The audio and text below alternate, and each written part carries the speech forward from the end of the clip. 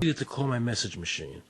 Hi, this message is for Aaron Russo. This is Anthony Burke at the Internal Revenue Service. Let me suggest some people that you might want to think about talking to.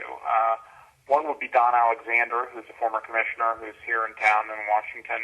Another would be Sheldon Cohen, who is both a former commissioner and former chief counsel. All those guys, I think, can answer your question about, where in the tax law it says that you have to pay taxes. Wow, good news, I thought. So I called Sheldon Cohen because he used to be the IRS Commissioner. He wrote the tax code, and he was also general counsel to the IRS. He is a true expert, and I couldn't find a better person to answer my questions. He graciously agreed to my interview. The reason I'm doing this documentary is because there are many people in America today who believe that there's no law that requires them to pay an income tax or file a 1040. And there are many people going to jail for it, fighting over it. The Internal Revenue Code is authorized by the 16th Amendment. I think it should be clarified. I think government should be transparent to the people. Why doesn't the IRS Commissioner sit down with them and just explain it in clear English? Why? I don't think they really care. I think they're just playing word games. You don't think they're sincere people? No, I don't think they're sincere people. What does voluntary compliance mean? And why does the IRS code say it's voluntary to comply, not mandatory?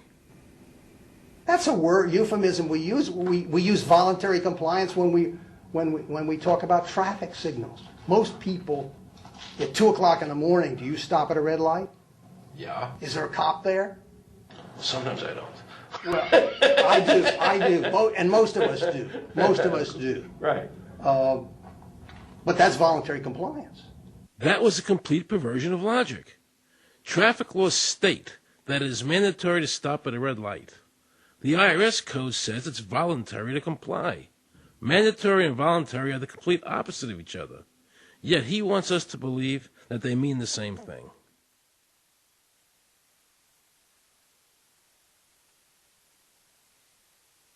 So can the government criminally prosecute somebody of information put on their 1040? Yes. Right, so doesn't that violate the Fifth Amendment? No. But the Fifth Amendment says I don't have to do anything that incriminates myself. Well, it doesn't incriminate you to put your income down. But you said before I could be put in jail for it. The Commissioner wants us to believe that although the IRS demands that you fill out the 1040 and you can go to jail for it, that they are not violating your Fifth Amendment rights of self-incrimination. That is absurd. Isn't it true that the word income is not defined anywhere in the Internal Revenue Code?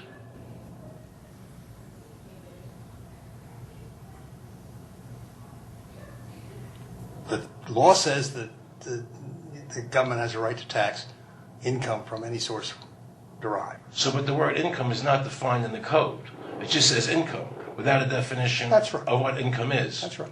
Correct? Yeah. But there are many different kinds of taxes. Well, how can an American citizen know what income is if the code doesn't define it? If they're paying an income because tax... the courts have all defined it.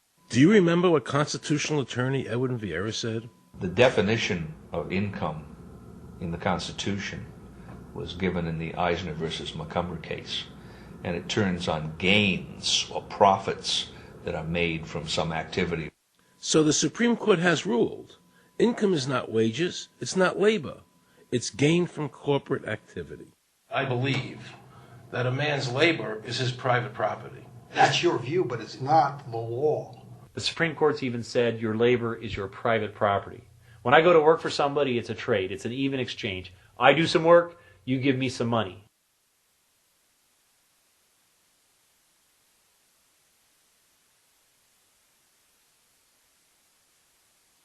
In 1916, we had the Bruce-Shaber case and the Stanton case.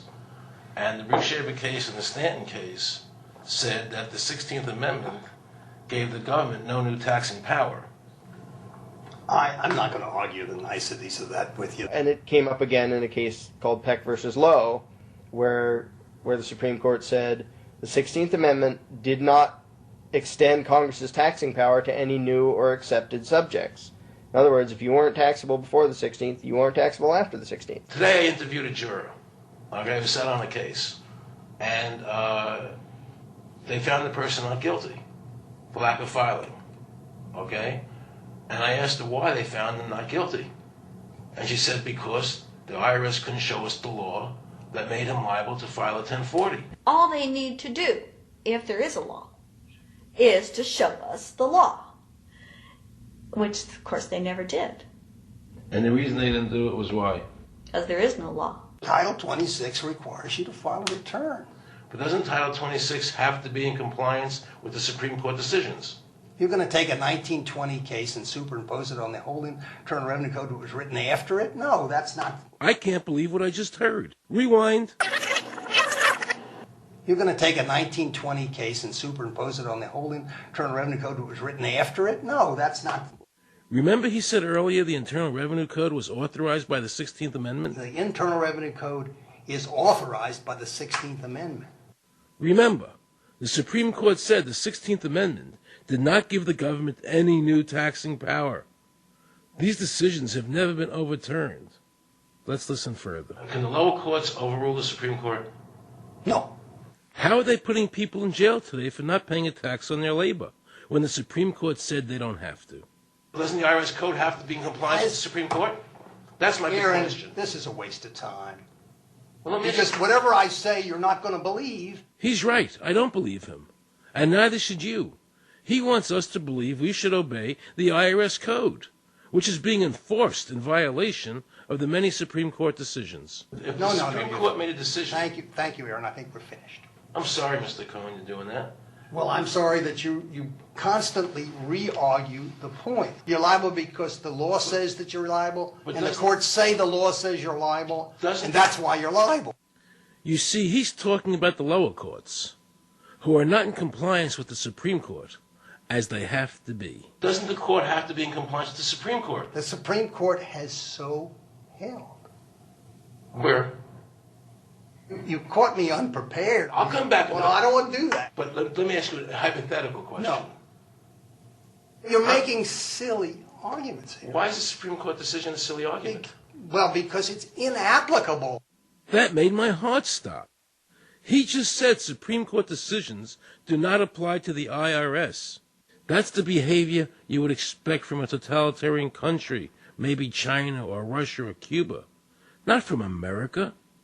They're just making up the law as they go along. Now I knew the tax honesty movement was right. The IRS thrives on intimidation and fear, not by law. It's no different than a criminal protection racket, using force to extract your money from you.